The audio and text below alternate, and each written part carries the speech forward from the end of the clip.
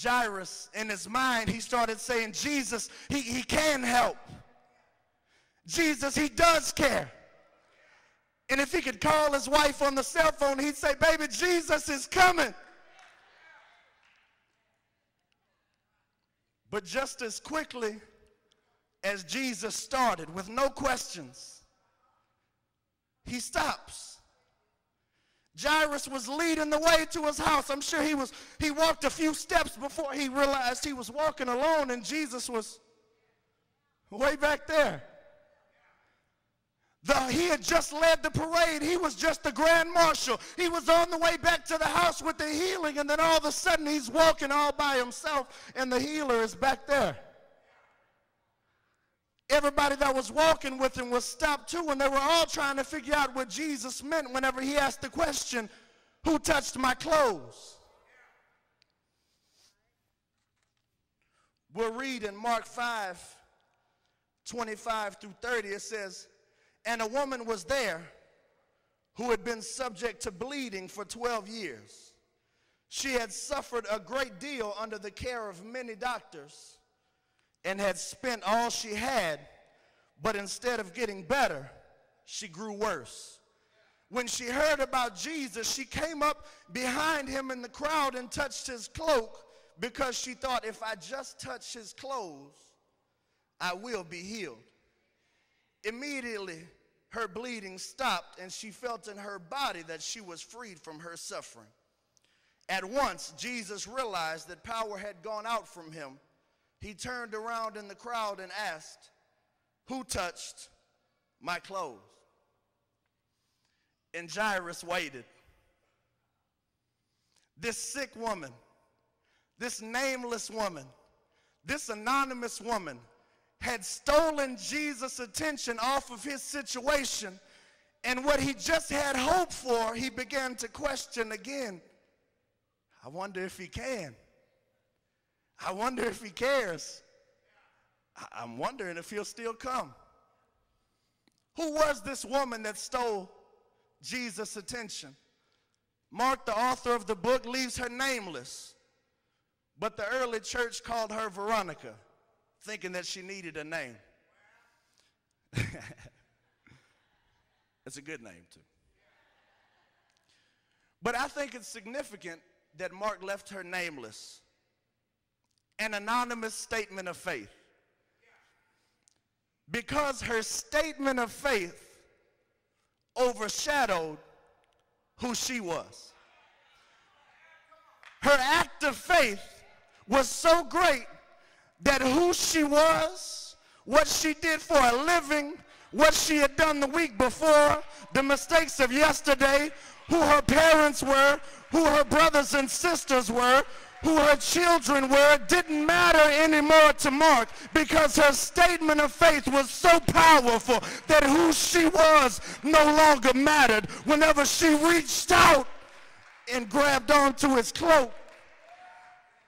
Now we can stop and have church there for a minute and say, it doesn't matter who you are, it doesn't matter what you do or what you've done, it doesn't matter who your father was or who your mother was, it doesn't matter what your brothers, your sisters, your children have done, it doesn't matter what you've done for a living. If you'll just reach out to God in a statement of faith, in an act of faith, and say, God, if I can just touch the hem of your garment, if I can just get close enough to grab onto you, I know I'll be made whole.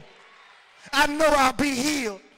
I don't need to be in the front of the line. I don't need to be leading the parade. If I can just get a hold of your clothes, if I can just get some of what you got, who I am doesn't matter anymore. They don't have to know my name, but they'll know what I did.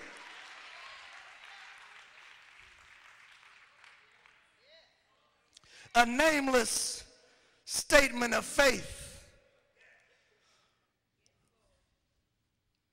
Who she was overshadowed by her statement and by her act of faith. Mark 5:31 through 35. The disciples said, you see the people crowding against you, and yet you can ask, who touched me? But Jesus kept looking around to see who had done it. Then the woman, knowing what had happened to her, came and fell at his feet, and trembling with fear told him the whole truth. He said to her, "Daughter, your faith has healed you.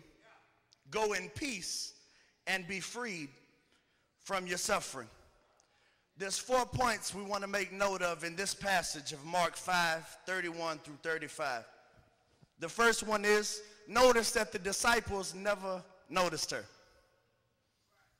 This great statement of faith that overshadowed who she was, this great statement of faith, this act of faith that shook heaven and got the Almighty God's attention, was not even noticed by those standing all around her. But the thing about this woman was she wasn't worried about people's opinion anymore. She had been to doctors for 12 years and they had all given her a prognosis that was no good. So she had heard all the negative that she was going to hear. She wasn't hearing what man said anymore. She said, if I can touch his cloak, knowing that he was God, if I can get a hold of who he is, I don't care if they notice me at all. I don't care if he turns around and stops. I'm going to get a hold of him whether people like it or not, whether people think I can or not. Men might not have your answer. Men don't have your answer. Your answer might not come from the expertise of man, but stop looking for men to give you a great response. She didn't care if the disciples saw her. She didn't care if Peter said, oh my God, she touched him. She just cared that she got a hold of that cloak.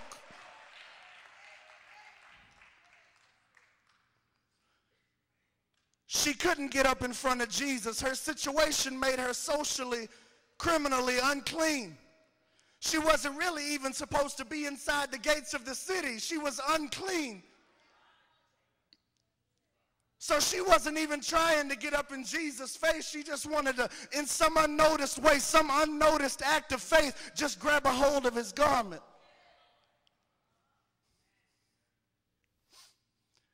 God feels and sees and honors private statements of faith.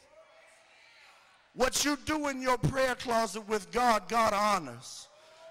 God didn't need her to get up in his face and start begging. He didn't need her to get up in his face and start doing a dance. He didn't need her to get up in his face and start singing a song. Her private act of faith, her secret act of faith was rewarded openly. God sees you in your prayer closet. God hears you when you're crying and no one else does. God is right there with you and he honors private acts of faith.